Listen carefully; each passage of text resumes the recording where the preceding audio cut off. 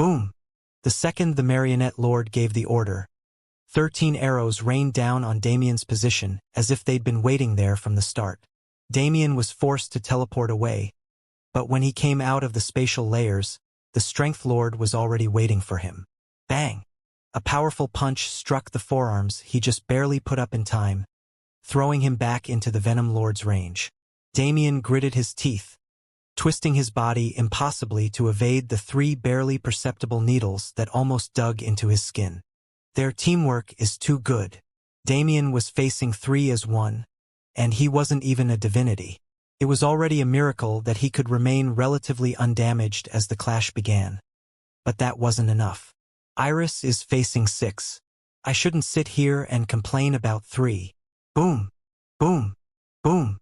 3 ballista bolts came from 3 directions, trapping Damien in a box. As his perception spread, he saw the Venom and Strength Lords moving into position to strike him again when he dodged. I need to get rid of the archer first. The Bow Lord's strength, which had only just begun to show, was already extreme.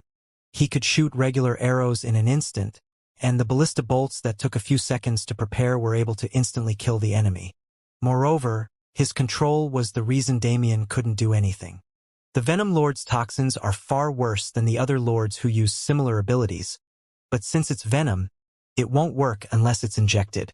It was another ability that could control his movements, but unlike what he originally expected, the Venom Lord was probably the one they wanted to deal the final strikes. All right, let's start moving. No time passed as he thought. Now that he'd calmed himself and viewed the situation with a cool head, he was ready to start fighting. Hush! Time resumed, and the roaring of winds caused by the ballista just barely inches away from him kept his attention as sharp as possible. Now! He had no choice but to teleport, but he was ready this time. Bang! Bang! The Strength Lord put forth 2 strikes with just as much power as before. His strength was controlled to the extent that they wouldn't cause extreme damage to the environment, but would give Damien as much damage as he wanted. Damien didn't back away.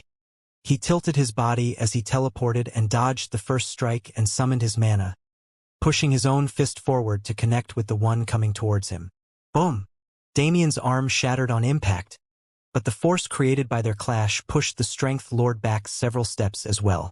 The offset force aided Damien, and using spatial mana to guide it, it shot him towards the Venom Lord, who was still standing in the distance. The Venom Lord grinned as if everything was going according to plan.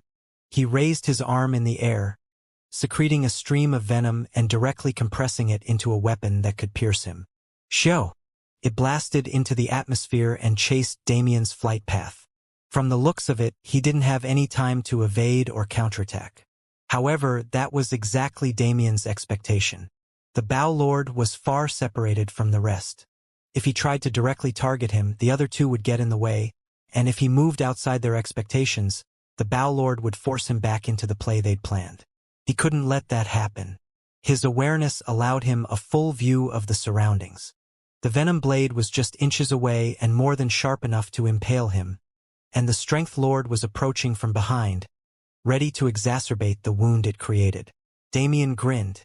Nice! That was the moment. Flash! His body teleported out of the mix and completely disappeared.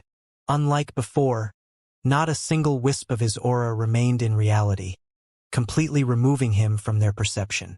Until, oh, a massive explosion rang out several kilometers away.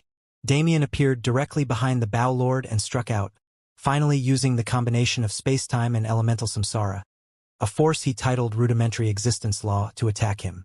The force of law was terrifying. It held the material existence rupturing of elemental samsara, yet it also held the potential to strike the ethereal, using space-time as a medium to move past the physical plane. Arg! The Bow Lord groaned in pain as he rapidly retreated, but Damien followed ceaselessly. He couldn't use weapons since none of them could contain his current force, but his fists were enough. Especially since he could use the Venom Lord's strategy of compressing his mana into physical constructs. Boom! Boom! Boom! Boom! The Bow Lord was forced to dodge and roll through the area as the surrounding mountains were torn apart. He tried to raise his bow, but he was always met with attacks before he could strike their creator. Arrows streaked through the air, but they could only be used to offset the force that nobody expected a Supreme to control. The Bow Lord finally realized Damien's danger, the reason why the Marionette Lord brought them all together for this attack. After all, he understood why Iris needed to die. She was an extremely well-known powerhouse who would cause a myriad of problems once she returned to the battlefield. But why did three of them need to focus on this small character called Damien Void? Well, it suddenly became clear that Damien was not a small character at all.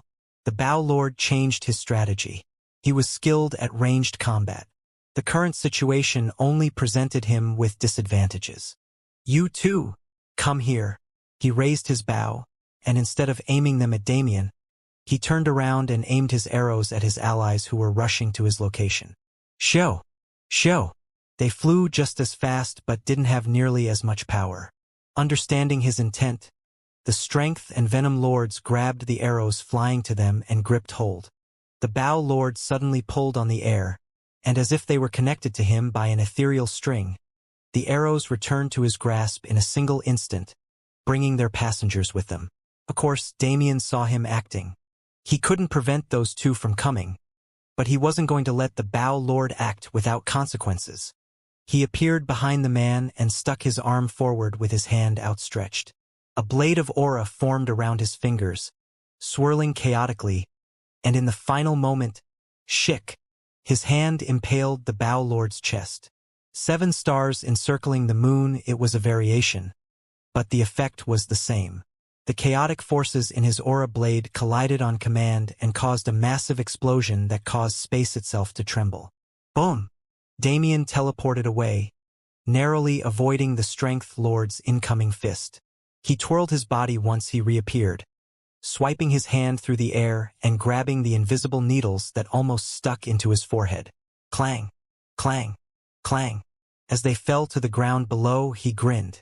The Bow Lord definitely didn't die, but he had a gaping hole in his right chest, and his shoulder was definitely not where it was supposed to be. That should at least subdue him for now, but I won't get another opportunity like that for a while. His target became clear with that. There was no way the other 2 lords would let him easily approach the Bow Lord again. But that's fine. This is all according to plan. He didn't just rely on 7 stars encircling the moon, after all. He was well aware of the impact it would have.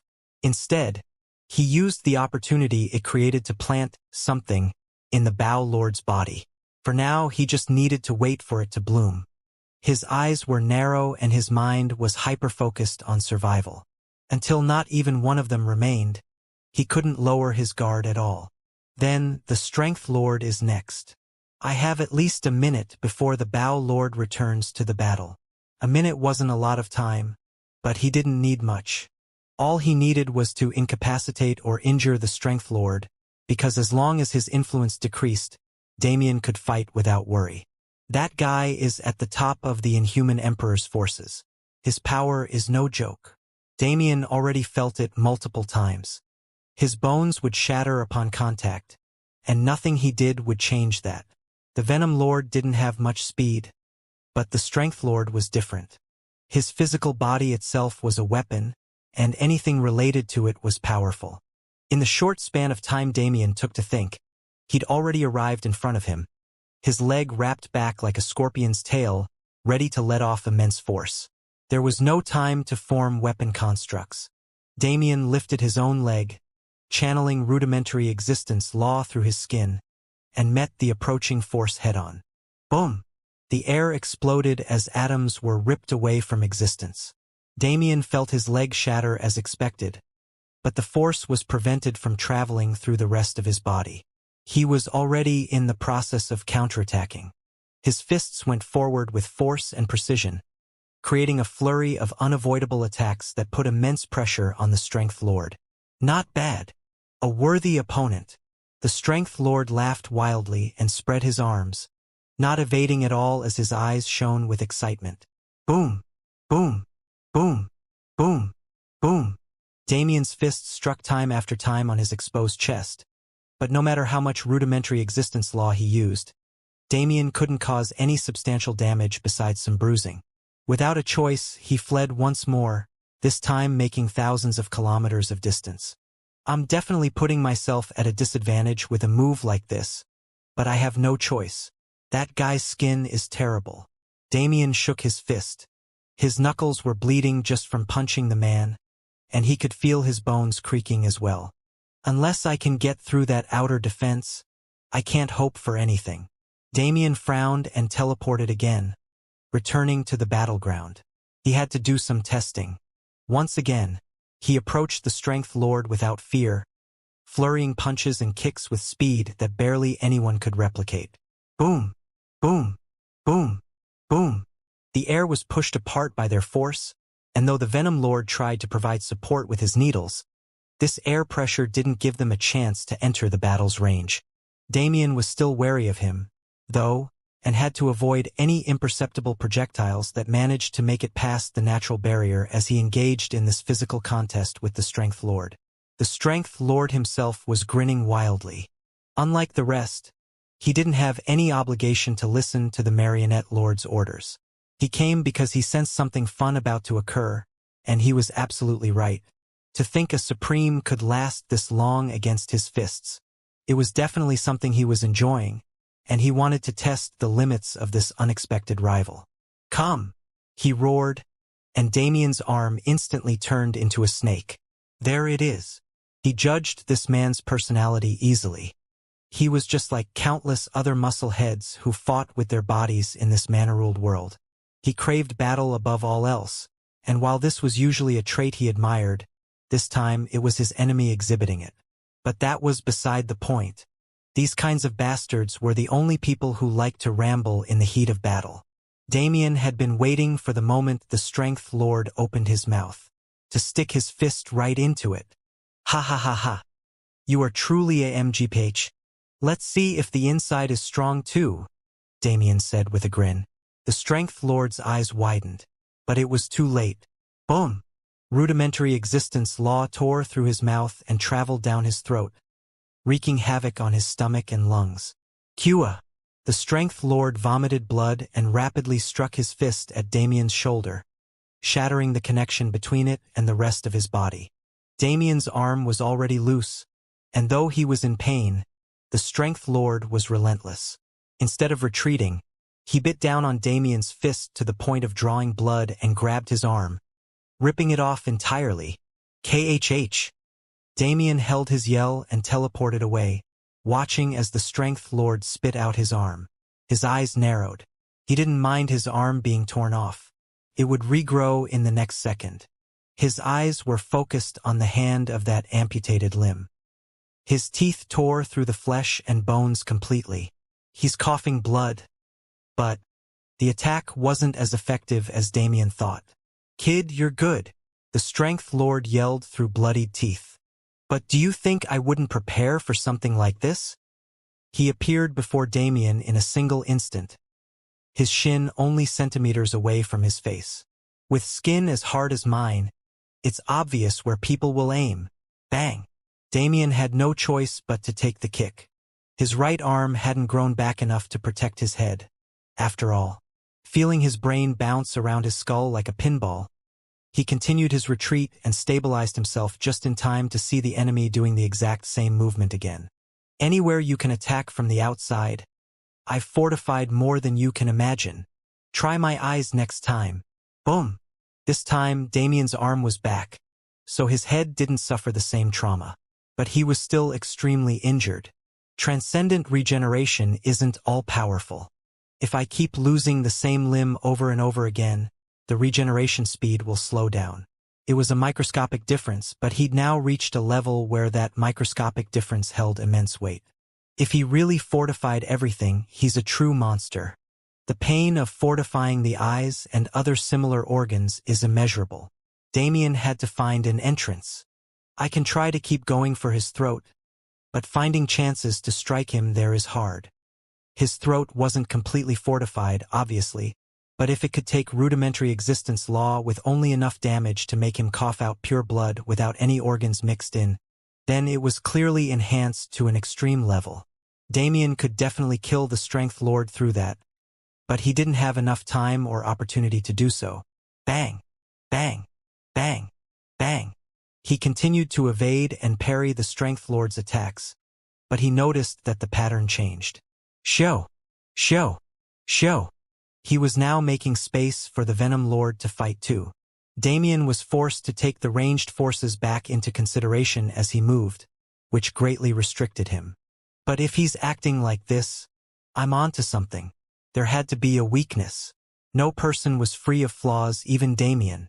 If he could die, everyone else could die too. Damien's thoughts raced like comets through the night sky. Damage piled on top of damage, blowing apart his flesh and shattering his bones. But he never gave up, fighting with everything to buy himself time to find the answer. There has to be a place. He said he fortified everything, but that couldn't be true. Bang! Bang! Bang! Damien endured strikes to his head, torso, and legs repeatedly. He felt like he was undergoing body reconstruction because of just how many times he'd been broken and put back together. His thoughts continued to race. There has to be a... Damien endured strikes to his head, torso, and legs repeatedly, but he suddenly noticed one place that had yet to be touched. Ah, there is a place. There were two places, in fact. Two places that couldn't be fortified not just due to biology, but other, more intrinsic factors. Damien made sure not to direct his eyes there to avoid attracting suspicion. But, if I attack there? The Code of Men deemed such an action forbidden, but in this situation, the Code of Men meant nothing. Damien had found the Strength Lord's only weak points. He found the point of entry. But a minute also passed. The Strength Lord dug his foot into the ground and abruptly pushed backward. Without warning, boom! A ballista bolt like no other exploded in Damien's face, tearing his skin and flesh into pieces. The Bow Lord was back, and he was extremely angry. Arg! Damien couldn't hold back his roar. Divine energy rocked his entire body, tearing through his internal systems and forcing him into a state of semi-implosion. Show! Show! Show! 3 venomous needles cut through the storm of mana and plunged into his chest, infecting him with toxins for the first time in this battle. Naturally, the Anunta Matrix acted fast, siphoning the divine energy out of his body and into its grasp, storing it to be expunged when he called for it. Damien reached up, and ignoring his pain, he ripped apart his chest where the needles struck before the toxins could spread, totally removing the infected area from his person.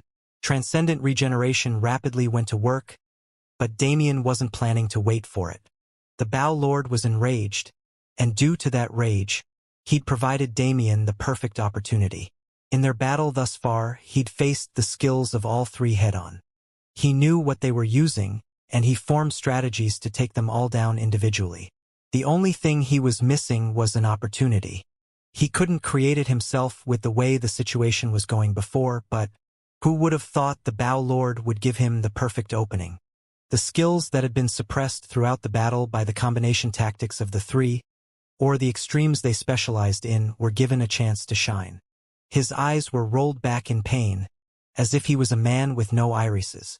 Red veins bulged on his scara, giving him the appearance of a mad demon. He planted his foot on the ground and pushed forward. Space and time wrapped around him, pulling tight like a yo-yo being pulled back up its string.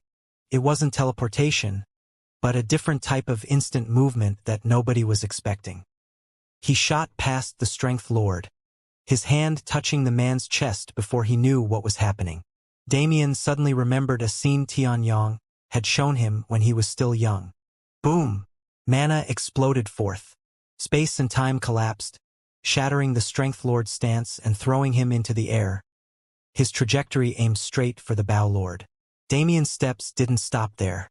The Strength Lord was never his main target. In the same instant, he stepped forward once more and reached the Venom Lord.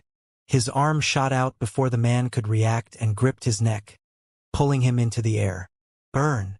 Whoosh! Void flames lit the air on fire. The Venom Lord's body combusted, and when he opened his mouth to scream out in pain, tongues of flame intruded into his body and began burning through his glands and blood vessels. The Venom Lord needed to secrete venoms that couldn't be dispersed through the void physique. The second those systems were cut off and he was forced to use only mana-based substances, his value in this battle would disappear. Damien didn't need to do anything else to him. The void flame would burn eternally unless he found a way to expel them. So either the Venom Lord would be crippled or incapacitated for a considerable period. Instead of worrying about him, Damien stomped his foot into the ground once more and shot into the air. The Strength Lord's body that he'd thrown was perfectly positioned. The Bow Lord couldn't find a good angle to shoot from, and by the time he'd moved to create such an angle, Damien was already behind the Strength Lord and using him as a human shield. "You said you fortified everything, right?" he asked, his words icy to the point of sending shivers down the demigod's spine. "Let's test that theory." Damien raised his knee with as much force as possible, loading it full of compressed rudimentary existence law. And he attacked the heavenly jewels, the place that should not be mentioned. Awara! The Strength Lord screamed out in ways he didn't think possible. A beam of light split his body from bottom to top, and Damien's mana traveled through the most degenerate pathways to reach the internals it couldn't reach before. Havoc once again appeared in the Strength Lord's body, and this time it wasn't easily avoidable. Blood sprayed from his 7 orifices as well as some less than savory areas, creating a cloud of blood mist in the air that further obstructed the Bow Lord's vision. "Damn it!" the Bow Lord exclaimed, aiming his bow into the blood mist and spreading his awareness. He didn't expect Damien to make such an extreme move with just a single opening. It made him realize that if any of them were facing him alone, they'd have died 10 times over by now. None of them were dead, but the man whose appearance was so mangled that he looked like a walking corpse had brought them to a state where none of them could properly use their power. It was unbelievable, especially if one remembered that he was a supreme. "You're slower than before." The Bow Lord jumped back as the voice appeared from behind him and instantly shot a barrage of arrows in its direction. But Damien was already gone by the time they reached. "Did you not realize it because of your rage? Or maybe the pain I gave you was too prominent for you to realize that it shouldn't have existed at all." The Bow Lord felt a hand on his head. An immense pressure crushed him into the ground. His body was tremoring as a feeling of hopelessness filled his mind. "Did you think that was your own feeling?" Damien's words were beyond confusing. If it wasn't his, then who? "Have you checked the state of your soul recently?" The Bow Lord's eyes widened. On instinct, he sent his senses inward and looked at the ethereal plane he never even considered due to the enemy's state of existence. And that's when he saw it. Half of his soul was eroded. It used to look like an archer constellation, valiant and proud, but that constellation was now without its legs or weapon, utterly humiliated. "I've come to take back what I gave you." The first death. Damien planned it from the start. Before anyone else, the Bow Lord had to die. And for that, he'd created a situation where the Bow Lord would never have the time, thought, or ability to check his soul for strangeness. The single greatest advantage he held as a lower existence on the ancient battlefield.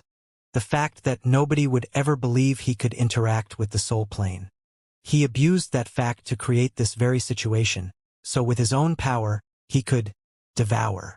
The Bow Lord's eyes rolled back in his head. His soul was directly stripped from his body and turned into Damien's power. As the soulless body was burned into nothingness by rudimentary existence law, Damien turned back to the other two. The Strength Lord looked relatively okay, besides the absolute hatred painting his face, while the Venom Lord was clawing at his own skin with a terrified expression on his face. Meanwhile, Damien himself didn't look much better. He tore away the infected area as best as possible, but without precise measurements, he wasn't able to get rid of it all. His chest was covered in blackish-purple veins of toxin that were making him feel burning pain to his very core. Moreover, that chest was still ripped apart and ruined, a mass of reddish muscle and flesh chunks without skin. He had several broken bones, and even his brain was affected by the Strength Lord's earlier kick. With this grotesque appearance, it wasn't surprising that others saw him as a walking corpse. Since transcendent regeneration was focused on keeping the toxins restrained in his torso, The non-fatal wounds on his body would remain exposed until he could sit down and fix everything with heal. But transcendent regeneration still exists, doesn't it? In the end, he'd be fine. But what about them? Damien grinned to himself. A eunuch and a cripple. The rest should be a breeze. Boom, boom, boom. The shockwaves from Damien's fight beginning ran rampant. But Iris and the Marionette Lord hadn't moved yet. It seemed the Marionette Lord was still of the mind to toy with her food. They were waiting for Iris to act first so they could thoroughly crush her will. As for Iris, she naturally needed to understand her opponent before doing anything rash. The Marionette Lord was one thing. They were strong because of the 4 demigod puppets they controlled, but their individual strength was said to be close to nothing. The Insect Lord was also a problem, but not a huge one. They likely brought him along for the sole purpose of annoying her. The Insect Lord had great power over a large crowd of weak enemies. He could also enhance the abilities of others, as his bugs could carry friendly mana over greater distances and be used as chargeable grenades. But since the Marionette Lord wasn't someone who could benefit from those abilities and Iris wasn't someone who'd be affected by them, his presence was practically worthless. Though the fact that he was here meant the opponents were 6. Since that 6 included some of the strongest in the Inhuman Emperor's forces, it wasn't simple even for Iris. I need to test their power first. She had to gauge the demigod puppets to form any real plan. So despite knowing what her opponent was waiting for, she didn't have a choice but to move according to their predictions. She raised her hand in the air gracefully and emitted fluctuations of rainbow mana, which transmuted into several metallic constructs that swept through the air. Show! Show! Show! Show! The Marionette Lord grinned happily and flicked their wrist. A chair made of divine energy appeared behind them, and as they sat down, the demigod puppets moved. The 4 of them were split evenly with 2 men and 2 women. Instead of Nox, they seemed to be traitors from the grand heaven's boundary side. While it was surely infuriating to see, it also wasn't. For one, this kind of fate was worthy of traitors, and made them even more pathetic than they already were. And secondly, because they were from the universe, Iris knew much more about them than Nox demigods. These 4, those 2 are from Blood Azura Holy Land, she's from Fallen Star Holy Land, and the last is from the Looming Shadow Cult. Their names were Jerome, Asian, Helen, and Treya. They didn't have particularly noteworthy titles, which was probably half the reason for their betrayal. But Iris didn't need much time to analyze their abilities, watching how they dodged her attacks. The Blood Azura guys are mid- and long-ranged combatants, the Fallen Star woman uses lightning for close-range attacks, and the last is an assassin. It was an efficient combo on paper, but if these people ever tried to work together, they'd just get in the way of each other's skills. However, in this case, such a situation wouldn't happen. Jerome, the mid-ranged Blood Azura demigod, was good at controlling the direction of incoming attacks and helping Asian, his ranged brother, gain opportunities to block them. Meanwhile, Helen and Treya were acting independently from each other, but their movements seemed to connect in ways Iris couldn't quite see. Difficult. That was her first impression. Since they were being controlled by the Marionette Lord, their movements would never overlap, and they'd show synergy above anyone else. Moreover, without consciousness, the minor mistakes they'd usually make in battle were mitigated, leaving Iris with barely any openings. But it's possible. She turned her eyes to the Insect Lord just briefly. He hadn't acted yet, but if she could get him to interfere in the battle, she could find a chance to take the 4 of them down without a problem. After all, unlike the rest, I know that guy very well. Was it 6,000 years ago? When Iris was still a fledgling in universal terms, she'd seen this man in combat against the superiors of her sect. After that, due to the strangeness of his demonic providence, he became one of several Nox demigods whom Prismatic Sun Holy Land studied. She probably knew more about his abilities than even he did. This should be enough. For preliminary information, she had enough. She couldn't stay passive and give the Marionette Lord any opportunities to exploit, so instead of remaining in this probing phase, she preferred directly engaging in combat. She didn't like how she was being looked at, like a weakling, like an object that only existed for their entertainment. It reminded her of the way the ancient sovereign looked down on her. It reminded her of her flaws. So, while she didn't want to get emotional, she couldn't help it. She had to show them why she was considered one of the universe's strongest. Boom!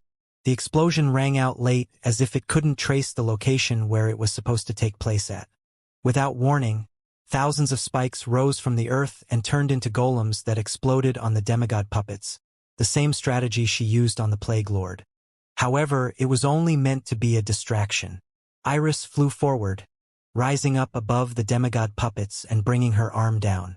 Forces of wind. Through universal law, there were several abilities she'd realized. But she later learned that abilities were superfluous. For something like universal law, using it directly was better. Forces of wind did exactly that. It gave the wind an order and allowed the wind to accomplish it however it pleased. The current order? Decimation. Vomum. The air suddenly became several times heavier. Like pressure from the heavens themselves, it bore down on the demigod puppets and inhibited their movements. Forces of earth. Iris instantly followed with another attack. The earth golems she created suddenly turned into mud, which collected into a massive mountain that spawned in the midst of the battlefield. Was that it? Of course not. The mountain was just an exterior shell. Forces of earth had a different purpose than the forces of wind.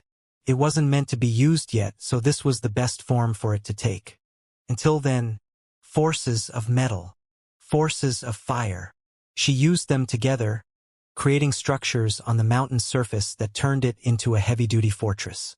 In a single instant, massive cannons and ranged weapons formed on the mountain, and by her command, fire. They let loose their fury. Boom, boom, boom, boom.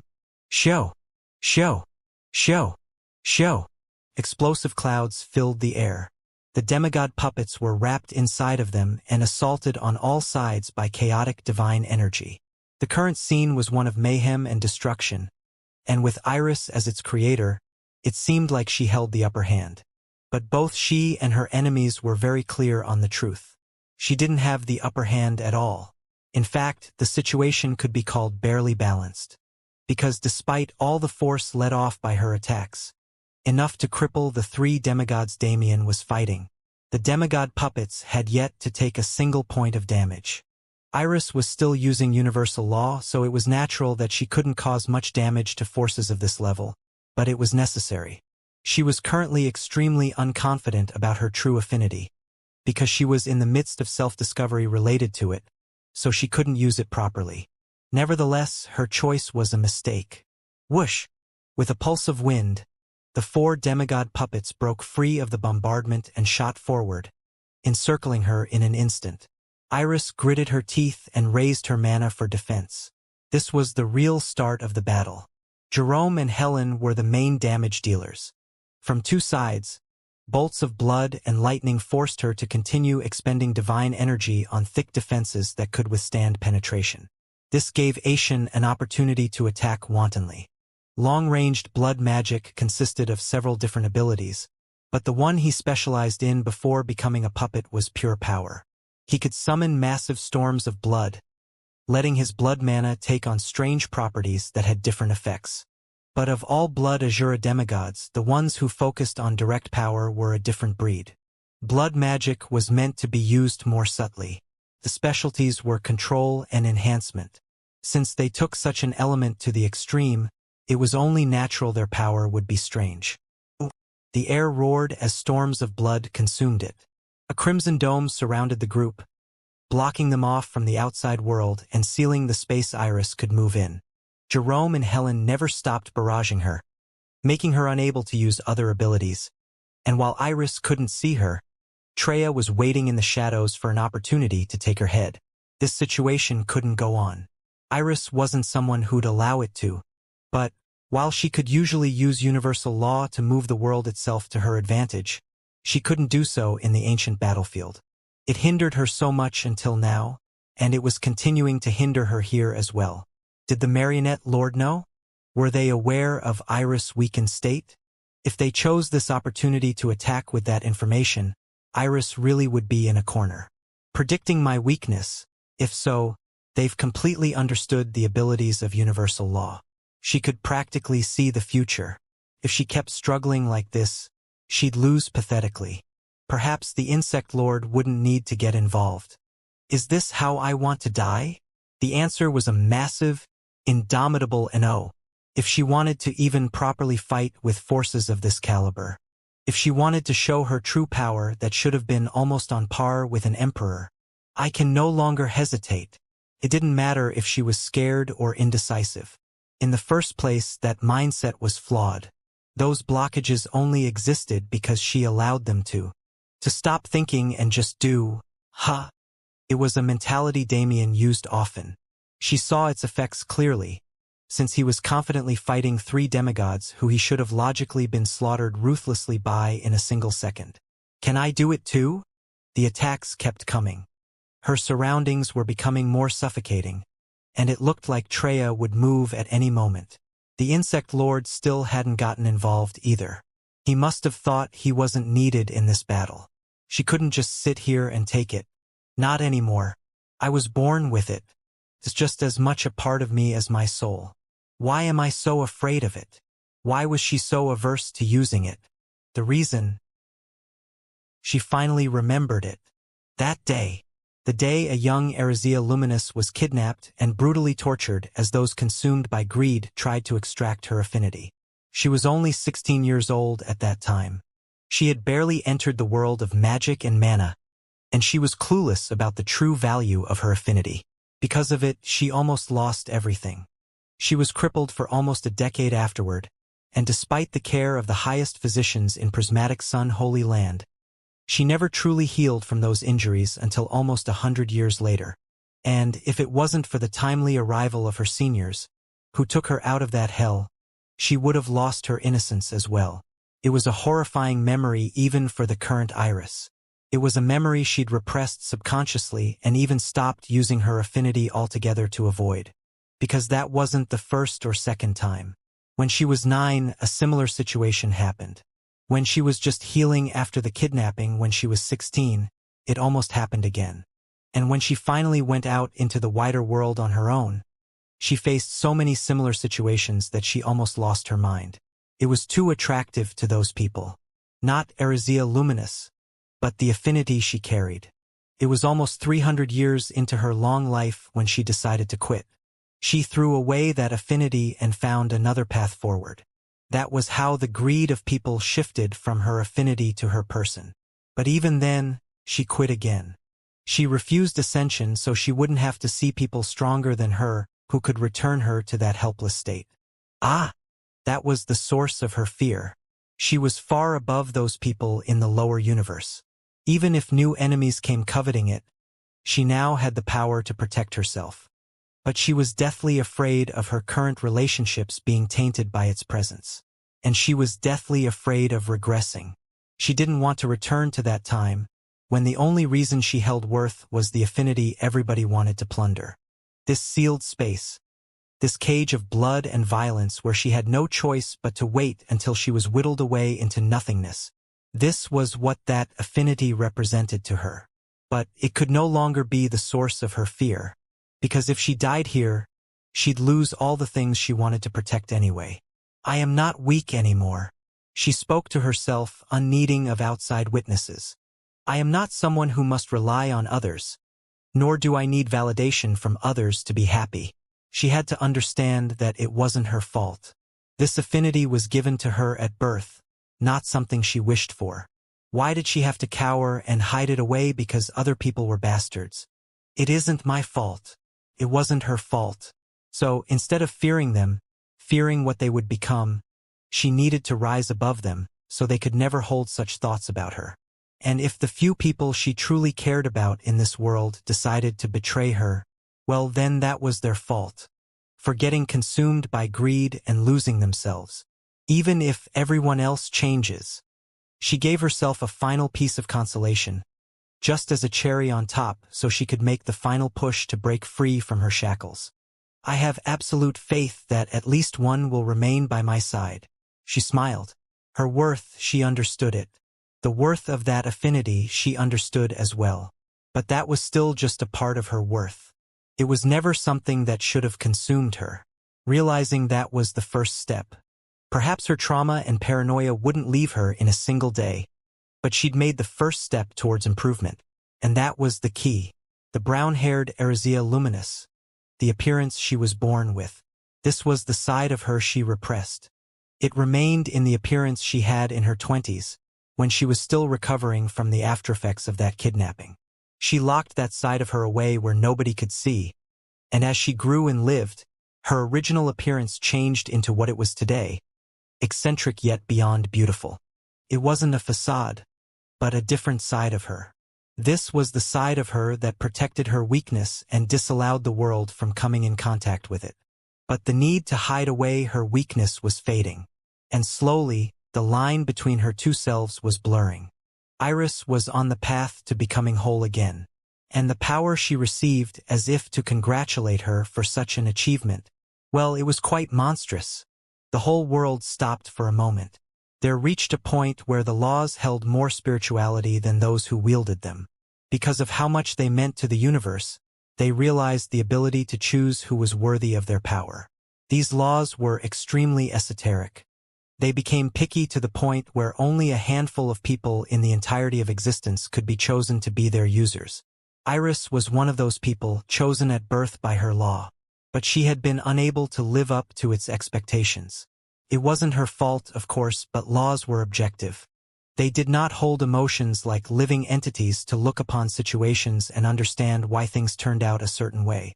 But Iris was never abandoned. She never abandoned her affinity, but because of her repressed memories, she refused to show it to the world.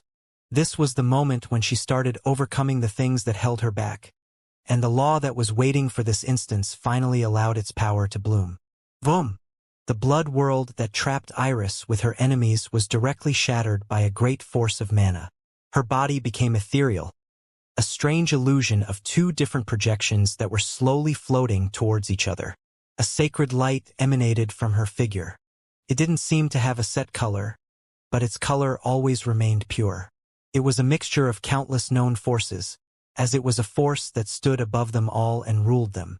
Iris had her eyes closed. Her mind was in a state of enlightenment.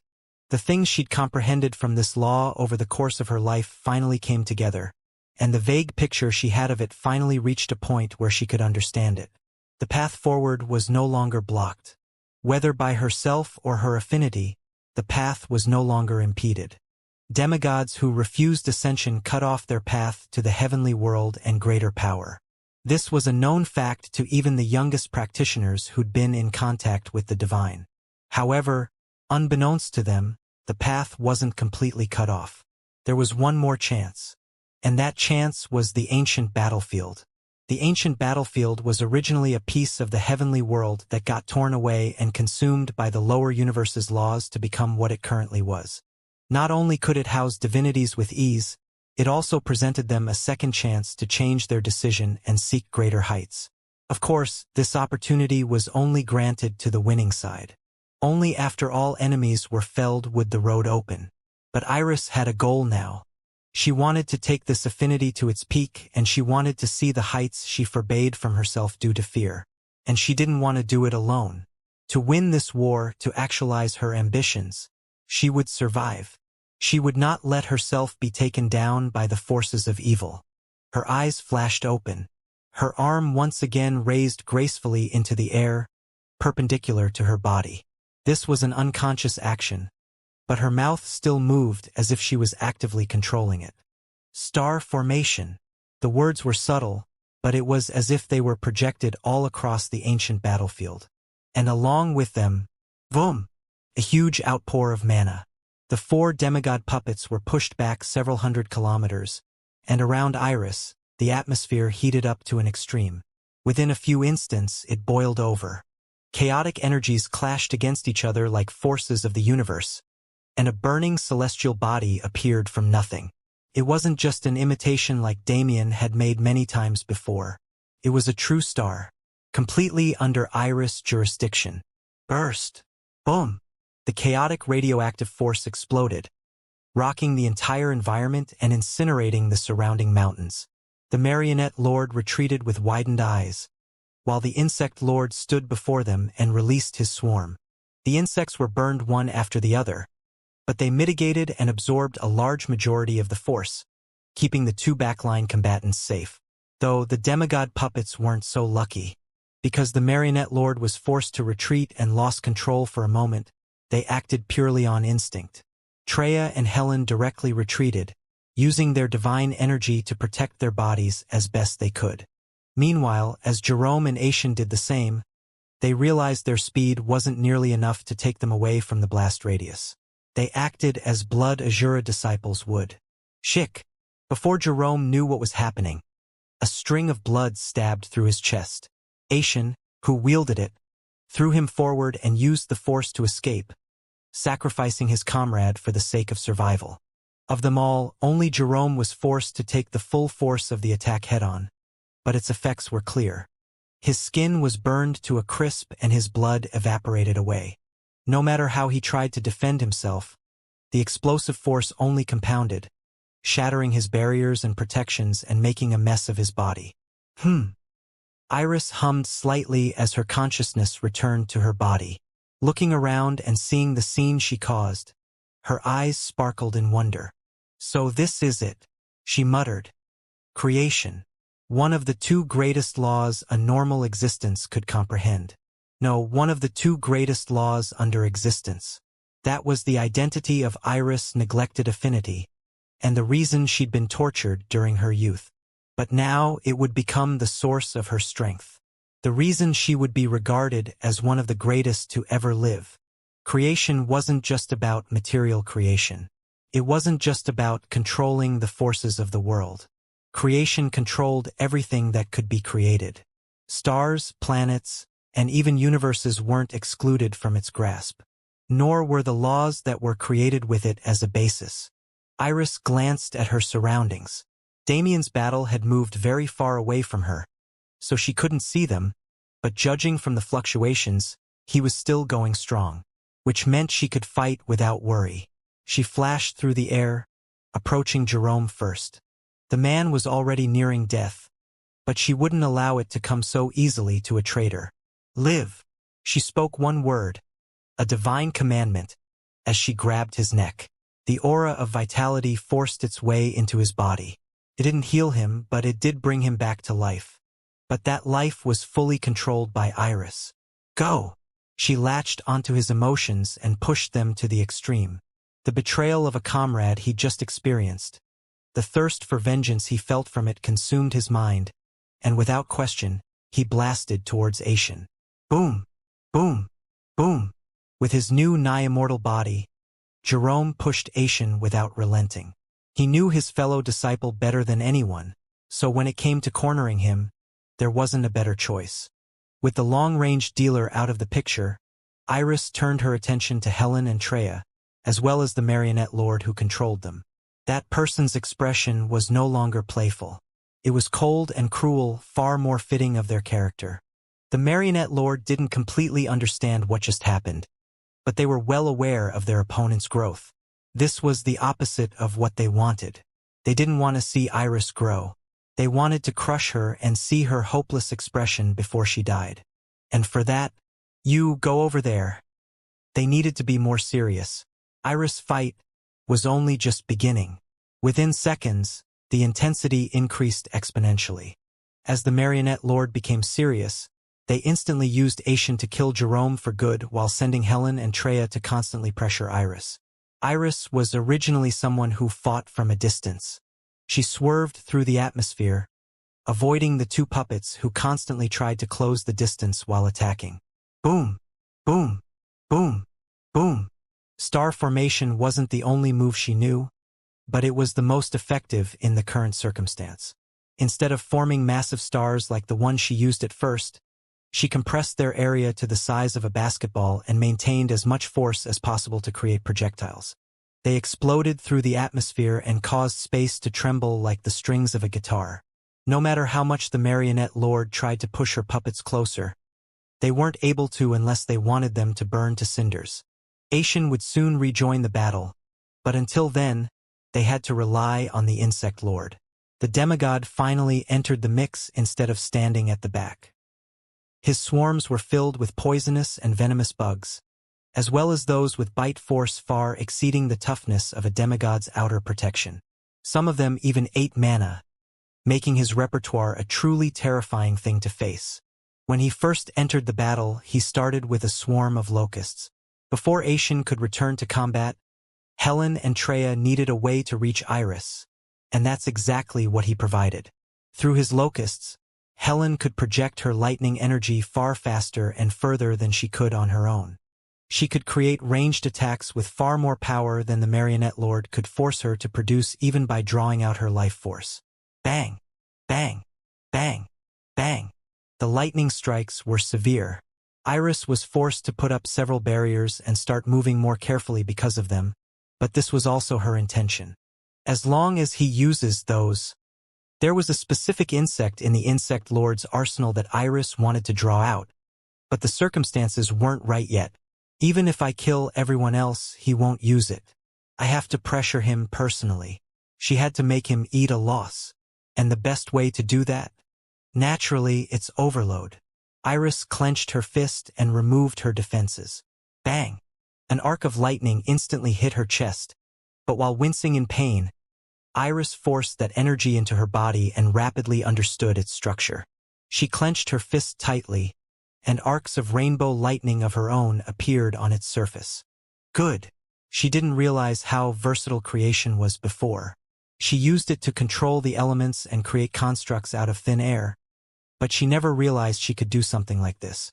Pressing her arm forward, she shot out thousands of lightning spears that precisely struck Helen's incoming lightning. The combined force created a chaotic mana wave that spread through the Insect Lord's locust swarm, and as the locusts absorbed more and more of the mana, they began twitching strangely. Iris didn't let up. Bang! Bang! Bang! Every shot Helen took was stolen and redirected by her, forced into the locust swarm for absorption. With the passing of only a few seconds, it reached a level they could no longer bear. From behind the swarm, the Insect Lord grinned widely. Expel! He ordered them to let loose the energy however they could. Instead of breaking them down, the energy Iris supplied would be used to strike her back. Or at least that was the goal. But Iris didn't look the least bit worried, because she knew exactly how these locusts operated. Once they were ordered to expel what they'd absorbed, it was impossible for the process to be halted. Iris gathered her mana and thought about Damien. More specifically, the power he'd used to fight these past years. Seclude. The command she gave was different, but the effect was the same. Space solidified into a massive cube that encompassed the entire locust swarm, including the Insect Lord. The cube compressed several times, forcing them into a space they could barely inhabit, and, within the second, the inevitable happened. The locusts that couldn't expel the divine energy within them properly were forced to explode. Boom! The explosion was isolated and couldn't be heard from the outside world, but it shone so bright it blinded everyone nearby. Iris didn't waste time appreciating her work. She was already doing many things she'd never expected possible just moments ago, so this was nothing. Creation wasn't an inherently offensive law. It held power over pure energy and could be used to create anything, but it could not be used to spread destruction, as that was a job held by its sister law. Instead, a user of creation had to be intuitive, using the opponent's force against them, creating natural offenses through exploding creations like Iris did through star formation, or mobilizing constructs formed through the law. Iris was currently learning. She was able to only use a few abilities because she still had to realize how to mobilize her power destructively. After all, she couldn't always maintain a passive stance in battle. She couldn't just let the enemy pressure her because she was waiting for the perfect opportunity to strike. So, while she kept the Insect Lord in mind for her final plan, she stopped hesitating and approached Helen and Treya. A close combat battle began between them. Helen used a lightning spear, while Iris didn't particularly use any weapons. For the sake of the battle, she summoned several weapons that she could cycle through, but it was only a temporary measure. Naturally, Iris lost in terms of pure skill. Her power was enough to bridge the gap, but as she looked for opportunities to utilize her new abilities, she showed many openings that could have been prevented. and those openings were abused by Treya, who hid in the shadows. The clanging of metal against metal, the guttural tearing of flesh ripping apart. The sounds of pure battle filled the air. Both Iris and her opponents took damage, but none of them experienced anything fatal. And at some point, Ascension was brought back into the equation. Jerome was left as a corpse on the cold ground, and the Marionette Lord was clearly trying to pay back the humiliation they received from being forced to destroy one of their own puppets. Iris was once again surrounded and thrown into a blood world, but this time, she was ready for it. She was separated from external forces. Even if the Marionette Lord wanted to do something to interfere, they could only do so by using one of the 3 remaining puppets or taking down the blood world, both of which were situations Iris was ready for.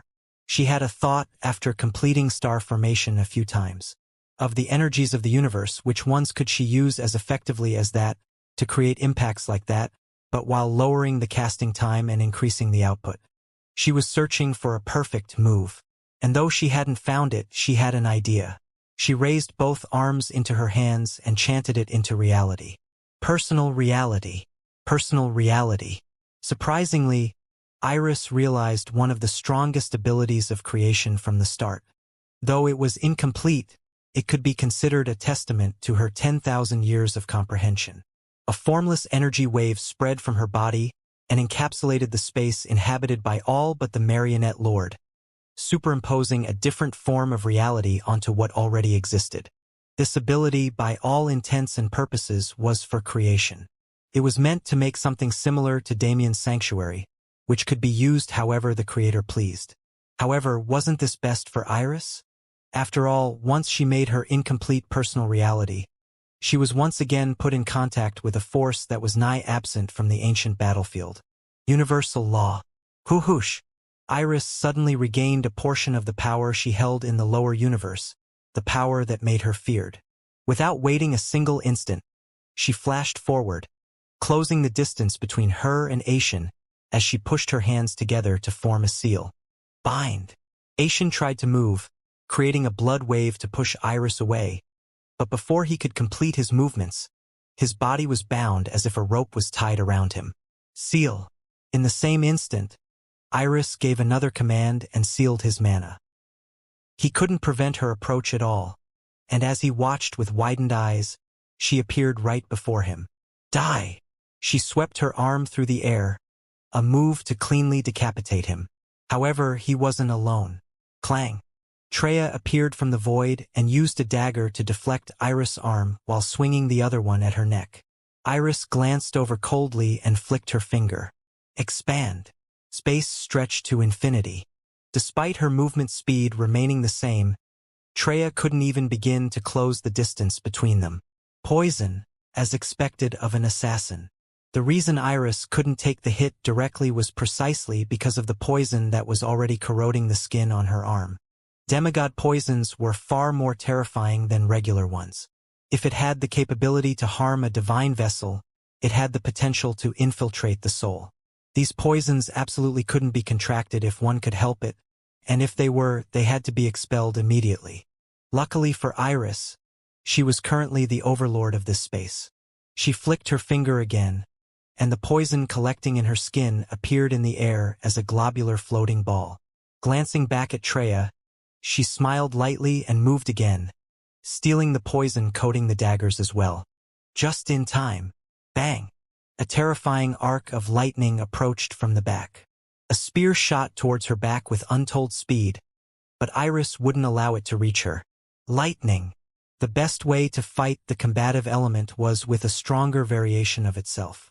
From the sky above, a bolt of pure heavenly lightning struck down, evaporating Helen's spear and traveling into her body. KHHH! She hissed in pain as her mana collided with the stronger lightning. She moved to cleanse it, but in that moment, a substance entered her body through her pores. Enjoy! Iris smiled. The poison was properly redistributed. Now, it was time to get back to what she was originally doing. She looked over at the bound Ascension, who was practically trembling in fear. Have you returned to your senses somewhat? I'm sure the Marionette Lord isn't making you cower, she said scornfully. That's good. Since you are mentally present, fully understand the consequences of betraying your homeland. She shoved her palm onto his face. Heavenly flames. The heavenly flames, one of the strongest flames on the Heavenly Flame Index and its namesake. It came as an envoy of universal law and barely appeared in the universe, but it only had one purpose: to burn a target to the extent of its sins. A wag! Ashen screamed out in agony. A massive blaze consumed his body, but instead of killing him directly, it burned through his vessel and soul, slowing down time so he could experience thousands and thousands of years of torture every second. Transmit. Iris didn't miss the chance to cause greater damage. She found the source of his connection with the marionette lord in his soul and forced it open for the flames to traverse. The marionette lord would definitely cut it off before experiencing anything noteworthy. But the humiliation was all Iris wanted to give them. In just a few seconds after opening a personal reality, Iris had taken complete control over the situation. The amount of poison in Helen's body was overwhelming. Her body and soul would be melted into sludge with time, and the pain she was in wouldn't allow her to participate in the battle. Ashen's state didn't need to be mentioned either. Just like his co-puppet, he would only die after enduring soul-rending torture. Now Treya and the Insect Lord. The Insect Lord was one matter. He had yet to make any serious moves after freeing himself from the space prison. But he hadn't taken much damage from the divine energy explosions either. Judging by his expression, he must have lost a considerable number of bugs to protect himself. If I just rile him up a bit more. The Insect Lord was a coward. He never fought on the front lines because of the fear he held for his life, and when he did, he would always make sure he was in an absolutely advantageous position. Losses like the one he faced against Prismatic Sun Holy Land only served to make him more cowardly, and the chances of him bringing out the truly deadly skills in his arsenal, those he wouldn't be able to use again once he let them loose, was nil. Therefore Iris had to push him. Iris was well known, so he definitely knew her affiliation. His rage and hatred due to that was likely the reason he chose to participate in this battle at all. Iris also worked to exacerbate this feeling by humiliating him instead of making any serious moves against him. And above all, the torture of these demigod puppets would have reflected in his eyes as his future if he continued to stay still. It was only a matter of time before Iris received what she wanted from him. So until then, she had to take care of the less worthy prey. Treya, the last demigod puppet controlled by the marionette lord, was still furiously trying to find an opening in Iris' stance. She was drifting through the void like a lone asteroid unseen by all, charging an attack that would surely kill the enemy without offering a chance for resistance. Or at least that's what she thought. Iris shoved her arm out and clenched space between her fingers. Crash! Space itself shattered, revealing Treya's position instantly. Her eyes widened in panic as she rapidly tried to retreat, but it was already too late. Iris was upon her, and she'd already understood the best torture to use against a dweller of the darkness like her. Wasn't it simple? Purification. Any and all things would be purified and become one with the mana of the world. However, if those things were harmful to the ecosystem, they'd have to be burned by light until they could become beneficial. More than anyone else, Iris was astonished by her abilities. The enemies she was struggling against were now toys for her to play with. This was her true power. This was the power she was blocked from by the actions of others. She relished in that feeling. In the second she had before she had to return to battle, she felt it in all its glory, basking in its radiance. Her body felt light, and her heart felt like it was about to burst out of her chest from all her excitement. And now, there were only two enemies left. Iris grinned to herself, confidence filling every corner of her vessel and soul. It was time to end this fight and make her debut on a grander stage, direct combat against the Insect Lord. It was only possible now because the Marionette Lord couldn't interfere in the personal reality, and while this was the battle Iris was most equipped for, that didn't mean it'd be easy. She immediately made distance once she killed Treya and made her intentions clear. The Insect Lord was more than aware of her plans, and as he saw the last line of defense fall, his survival instincts kicked in. Bzzzzzzz. The buzzing of fast-beating wings filled the atmosphere. Tens of thousands of locusts, wasps, and mosquitoes filled the air in a horde that couldn't be driven away easily. And their target was clear. They swarmed Iris, who retreated constantly, and attacked her in formation. The three species that should have been fighting each other for a piece of her acted in perfect tandem to drive her into a corner. Iris' eyes narrowed. How should I go about this? Her state was much more relaxed than when the battle started, so she was able to entertain her thoughts and try to form a plan of action to achieve the results she wanted. In the end, I'm trying to use him for my own benefit. If I just wanted to kill him, it'd be easy. Iris swept her hand through the air, sending waves of pure energy into the swarm. The energy split into multiple variations, some poisonous and some fiery, to attack the weaknesses of the species the insect lord sent after her. It was an effective method that didn't strain her much, but it wasn't the most destructive force she could use. How do I draw it out? She had to figure it out. Instead of any of the other insects in his arsenal, she needed to get the insect lord to use the specific one she wanted. If so, she would have to suffer a bit for long-term benefit. It's time to push. At first, she figured she shouldn't use too much offensive force so as to not scare him away, but she realized her thoughts were wrong. He wouldn't use that creature unless the battle reached the absolute worst possible scenario for him, and she needed to create that scenario. Which also meant, I'll have to face some things I don't want to. Star formation. Iris instantly used the move again, creating a massive solar mass that burned through the swarm attacking her. Without an ounce of hesitation, she pushed forward and reached the insect lord in a second. Bang! She cut her arm through the air, turning it into a blade. The insect lord's eyes widened. His body was weak. He was not someone who fought, he was someone who commanded others to fight, so his body was the weakest a demigod's could be. If he took Iris' direct attacks, he'd be injured without much of a fight at all. Swish! He retreated backward in panic while summoning another swarm, this time airborne ants that radiated a strange heat. Freeze! Nevertheless, elemental properties could no longer faze Iris. She spoke a single word, and her breath turned into an icy mist that spread through the ants. Each and every one was frozen down to their cores, and their fires were extinguished before they could even be shown. She rushed through the falling icicles and approached the insect lord again. Boom! Another swarm. Boom! Another swarm. Boom! The insect lord gritted his teeth. At this point, he was just wasting his troops this way.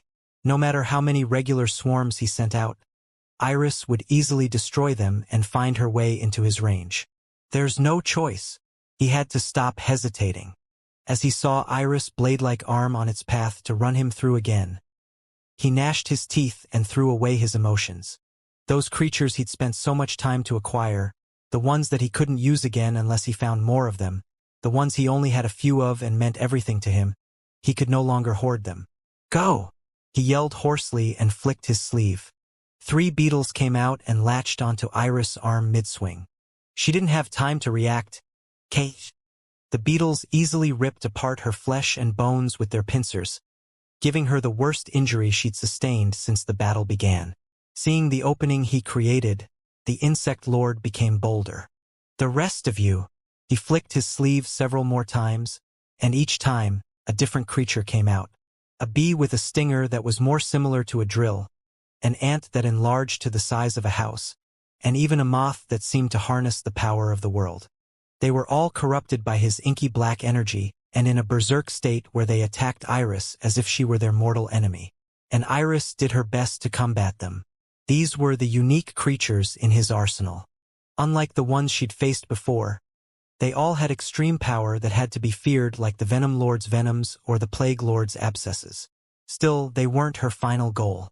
She just had to get through them first. Bang! Bang! Bang! She pushed her mind to its limits, progressing in her comprehension of creation with every move. All natural forces came under her control. Whether they were elements, energies, or even poisons and attributes, she used them to the best of her capabilities to destroy creature after creature. No matter what the insect lord sent, It would be destroyed by her, and she would use the chance to get closer to him. The ant died first, the bee followed next, the moth, the butterfly, the beetles, the fleas, everything died, and their deaths made the insect lord feel a visceral pain in his soul that absolutely angered him. But his anger meant nothing. No matter what he tried, Iris overcame it, and before he knew what was happening, her hand was on his head. His eyes widened. He knew what came next. Iris smiled cruelly. "Your time has come." He gritted his teeth. He refused to accept it. If he wanted to live, he had to use his last result.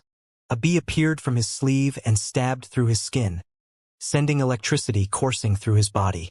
All his senses were advanced upon its death. A bug appeared in his hand imperceptibly. It had 6 legs and a thick shell, but it was unmoving and didn't try to attack anything. Unlike the rest, this creature wasn't offensive, but supportive. It wasn't meant to attack his enemy, but to protect him. As fast as lightning, far faster than he could usually move, he raised his hand to his mouth in a bid to swallow that bug. But Iris grinned. "Thanks. I was waiting for this." She was already grabbing his arm, and the bug in his hand was already transferred to hers. Purify. She used a holy mana to cleanse the bug of all the Nox mana imbued in it, and under the insect lord's astonished gaze, she directly threw it in her mouth and swallowed it. That was the last sight he saw. "Since I got what I wanted, you can go on your way now." With a mocking remark and a wave of her hand, Iris pushed the insect lord's soul into the depths of hell, killing him without a problem. And as she glanced at the marionette lord, who was glaring at her furiously, her smile widened. "Good. Now I have insurance." The personal reality dispelled itself. Ha ha ha. Iris stabilized her breathing and absorbed mana to replenish herself as she slowly made her way towards the marionette lord. "You seem to be enjoying the show from back here," she said, clear on the fact that her words would reach the enemy. "Ho ho ho, it was quite the interesting battle to watch," the marionette lord replied. Their words were not strange anymore. After watching how Iris grew during her battle, their playful attitude went away. This enemy who was supposed to be incredibly weakened in the ancient battlefield suddenly overcame that boundary with a law they didn't even want to imagine the enemy had. This wasn't a laughing matter anymore. No, if they weren't careful, even they would die here. "I bet you're thinking it would have been nice if you had more backup plans, huh? Unfortunately, you didn't bring a better assassin with you, or else maybe I'd be concerned." Iris smirked. She was confident but not arrogant. She'd scanned the surroundings several times for another attacker hiding and waiting for an opportunity, but there were none. It wasn't that those people who could avoid her surveillance didn't exist. There was indeed an assassin lord, a darkness lord, and a few others, but she could guarantee they weren't here. After all, they were servants of the karmic emperor. Of all the others, they were the least likely to join the marionette lord and act under their command. Therefore, Iris could be certain the two of them were alone here. "Are you underestimating me?" the marionette lord said indifferently. "I would suggest you don't." "Ah? But you haven't given me a reason to think of you highly, though," Iris quipped back without much of a care. This was the marionette lord, after all. They were definitely terrifying in a war situation, but in single combat, Iris didn't have any reason to fear them. Besides their lack of personal ability, Iris was mostly confident they wouldn't have any puppets that could threaten the current her. "Ha!" the marionette lord scoffed as if her words were a travesty. "This is a first for me," they continued, their eyes turning colder. "I must have been too quiet in the past." The marionette lord was the inhuman emperor's favorite subordinate for more reasons than one. They were insane, they were versatile, they were more loyal than anyone, and most of all, they were extremely powerful. Since the universe's strongest were underestimating them, didn't they have to show them why they were feared? The marionette lord didn't entertain conversation any longer. They made distance and instantly went into action. The marionette lord's main battle strategy was clear. They were a puppet master, as implied by their title. Of course, for a puppet master, live subjects weren't the only option. The marionette lord just enjoyed using them more, because torturing them was a source of great pleasure. Nevertheless, Live subjects only lasted for a short period of time before their minds broke. The Marionette Lord's main force was corpse puppets. Once the battle started, they didn't just summon a small group like before either. They saw the previous battle more clearly than anyone. A small number couldn't hold Iris back at all. Hundreds of corpse puppets appeared between Iris and the Marionette Lord, and without hesitation or any consciousness of their own, they charged as one. Boom! Boom! Boom! Boom! Their attack patterns were strange, and they mostly used physical power since their souls were gone, but their power was severe. The air exploded and pressurized bursts shot towards Iris from every direction. Whenever they got close, they directly exploded their bodies to cause as much damage as possible. KHH! Iris gritted her teeth as she dodged and weaved through the air. She knew the Marionette Lord would be strong, but she didn't expect something like this.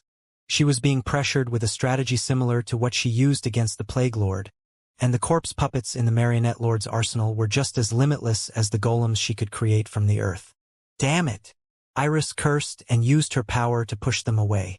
In the first moment, she was already forced to focus on defense. What a problem. I could create golems to hold them back if I had a bit of time, but they aren't giving me the chance. If Iris switched her strategy to create an army of her own, she'd instantly be barraged by their attacks due to the diminishing strength of her defenses. So she had no choice but to confront them directly while the Marionette Lord continued to retreat. I have to force my way through. Boom! Boom! Boom! Boom! She created small stars on her palms and threw them into the crowd. Her mana exploded into chaotic bursts of heat and energy that easily tore through the puppets they hit, but the residual energy was absorbed by the surrounding puppets and used to strengthen them. The problem is their direct control. If I could remove the Marionette Lord's influence, the battle would become much easier. However, to do so, she needed to target the very demonic providence that gave the Marionette Lord power. There must be a way. Demonic providence, at the end of the day, was another form of energy. For a puppeteer to control their puppets, they needed strings to move them through. All she needed to do was find those strings. Bang! Bang! Bang! Boom! The atmosphere became a chaotic mix of forces that tore through any and everything. As time passed and Iris destroyed more corpse puppets, their number didn't decrease at all. Instead, they became more numerous as the Marionette Lord became used to the battle momentum. Iris was still calm. She was never intending to destroy all the corpse puppets. That would be nothing more than a waste of divine energy. She was looking for a way to get past them, and the more she destroyed, the closer she came to the answer. It was almost clear. The ethereal strings that controlled them were almost visible to her. She couldn't cut the ethereal with her power, but she didn't need to. All she needed was a chance to block the connection. Divine energy ran rampant. Almost. Corpse puppets came from every direction. Almost. Their synergy was unmatched, making it feel like she was in the belly of a massive beast. Almost. Her eyes shot in countless directions as if she was seeing all the information in the world. She got closer and closer to it until eventually, the answer found its way to her mind. Her mana raged. The time was right. Bind! With a single command, her mana knew what to do. Space constricted and a miniature personal reality formed. The forces of creation and universal law worked together, and the corpse puppets fell lifeless to the ground, returned to their original state. Iris bought herself a minute, but that was all the time she needed. By the time they got back up, they'd lose their controller. She rushed through the falling masses and appeared like a phoenix from the flames, her mana burning with the desire to kill.